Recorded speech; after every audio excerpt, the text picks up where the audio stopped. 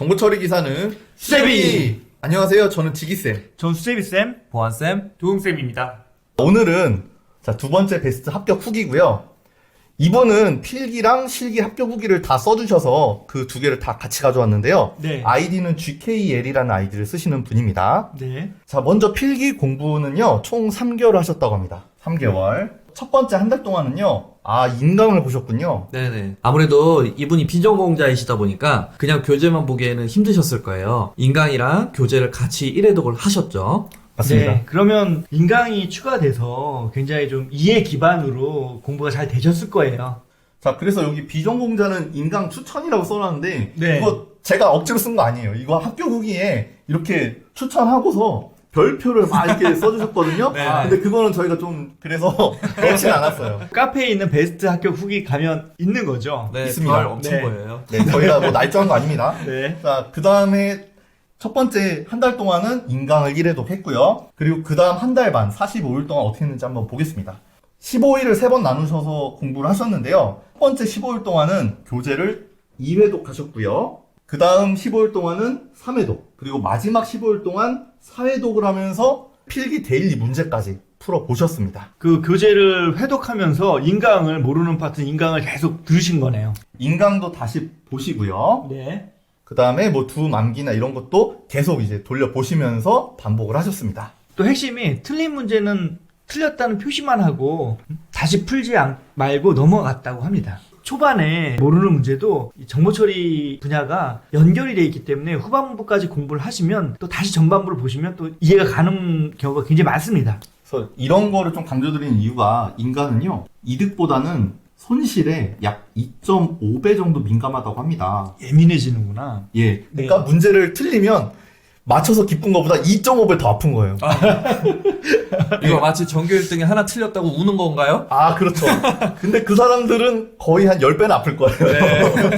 네. 그래서 이렇게 민감하기 때문에 그냥 가볍게 틀렸다는 표시만 하고 빠르게 넘어가는 게 마인드적으로 좀 더 좋습니다. 자, 그리고 나머지 15일 동안 또 뭐 했는지 보시겠습니다. 그래서 12일은요, 기출문제, 정말 중요하죠? 기출문제를 풀고요. 그 다음에 수제비에서 제공하는 예상 문제도 풀으셨다고 합니다. 2020년도에 봤던 시험 문제들을 네. 다 정리하고 상세하게 해설을 써놨습니다. 그렇습니다. 그리고 예상 문제도 책에 있는 예상 문제 플러스 족보 문제를 봤다고 합니다. 그리고 최후의 3일, 정말 중요하죠? 가장 중요하죠, 3일 동안. 이때는 뭐 했냐? 기본기를 잃지 않으시려고 교재 문제도 풀어보셨네요. 네. 그리고 기출 문제를 다시 한번 풀면서 암기를 하셨다고 합니다. 네, 이분은요, 했던 것도 하고, 했던 것도 하고, 했던 것도 했다고 보시면 돼요.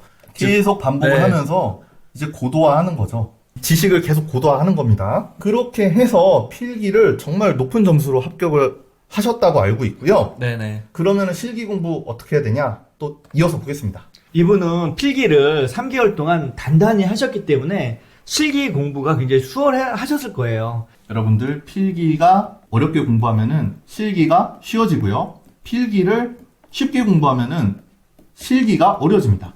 실기가 굉장히 큰 산들이 많이 나타나죠. 엄청난 산이죠. 자, 그래서 이분은 실기 공부를 한 달 했다는 건 어떤 걸 의미하나요? 동차 합격이죠. 그쵸. 30일간의 흔적을 같이 보겠습니다.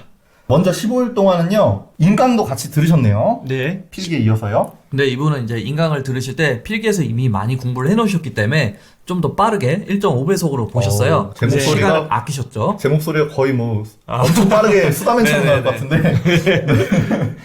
그렇게 하고 9과목이랑 10과목을 자세히 공부를 하셨다고 합니다. 네. 좀 어렵게 느껴지셨나봐요. 네, 아무래도 보안이랑 이런 용어들이 나오는 부분이 좀 더 있어서 그런 부분들을 자세히 공부하셨습니다. 네, 그리고 보름 중에 하루는 2020년에 실기 기출문제 4개를 전부 풀어보셨고요. 문제 유형을 파악하셨다고 합니다. 네, 기출문제를 풀어봐야지 어떤 문제가 나왔구나, 또 어떤 문제가 나올 것이구나, 라는 걸 예상할 수 있을 거 아니에요? 이때 풀어보게 보면은 많이 틀려요.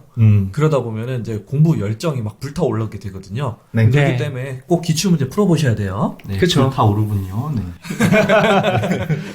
15일 동안 한 것 중에서 중요한 게 기출 코딩 문제를 매일매일 했다는 거. 실기에서는 코딩과 SQL이 굉장히 중요한 부분 중에 하나잖아요. 그렇기 때문에 가장 많이 나오는 부분이 코딩과 SQL을 대비를 하신 거예요. 보름간에 이렇게 하셨고요. 그 다음 일주일 동안은 교재를 2회독 하셨습니다.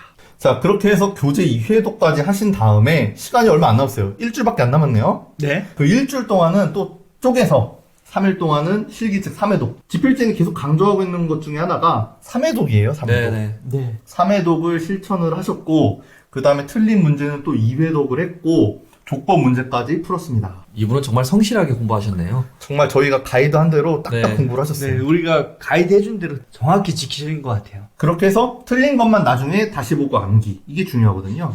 틀린 것만 다시 보면 효율적이죠, 그만큼. 네. 그리고 또 하루는 단답형이랑 서술형에 대한 용어집도 만드셨다고 합니다. 네, 이제 최종 정리하는 시간을 가지신 거죠. 그리고 마지막 4일 동안은 어떻게 했냐?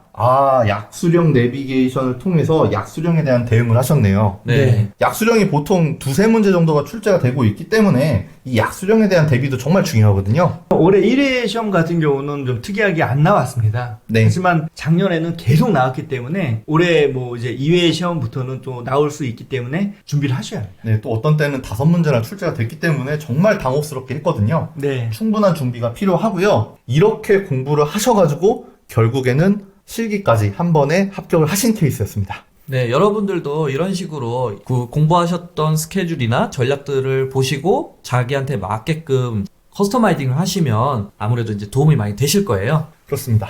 자, 요렇게 베스트 합격 후기 2번째 시간 가져봤고요. 다음 시간에 좀 더 좋은 합격 후기 모셔오겠습니다. 감사합니다.